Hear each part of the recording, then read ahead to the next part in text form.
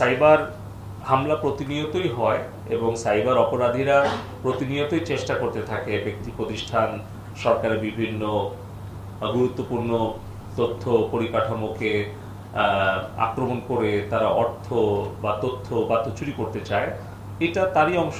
তবে অবশ্যই বর্তমান পরিস্থিতির প্রেক্ষাপটে আমরা এটাকে আরো বেশি গুরুত্ব দিচ্ছি এবং আমাদের যেগুলো গোয়েন্দা তথ্য উপাত্ত এবং আন্তর্জাতিক যেগুলো সংস্থার সাথে আমাদের যোগাযোগ রয়েছে তাদের তথ্য উপাত্তের পর্যালোচনা সাপেক্ষেই আমরা বড় ধরনের সাইবার হামলা হতে পারে আমাদের গুরুত্বপূর্ণ তথ্য পরিকাঠামোতে, সেটাকে যাতে আমরা প্রতিরোধ করতে পারি সেই উদ্দেশ্য নিয়ে আজকে বসা।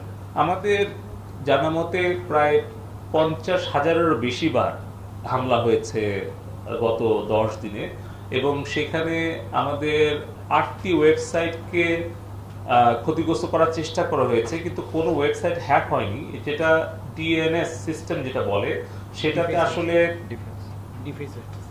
ওইটা হচ্ছে ডাইভার্ট করে কেউ যখন ওই ওয়েবসাইটে ব্রাউজ করতে গিয়েছে তখন তাকে ওখান থেকে ডাইভার্ট করে অন্য একটা সাইটে গিয়ে সেটা শুধু ফ্রন্ট পেজটা দেখানো হয়েছে যে এই ওয়েবসাইটটি হ্যাক হয়েছে। কিন্তু আমরা আমরা পর্যালোচনা করে এবং অনুসন্ধান করে দেখেছি বাংলাদেশ ব্যাংকের ওয়েবসাইট হ্যাক হয়নি এবং তাদের নিয়মিত লেনদেন এবং সকল কার্যক্রম স্বাভাবিক গতিতেই চলেছে।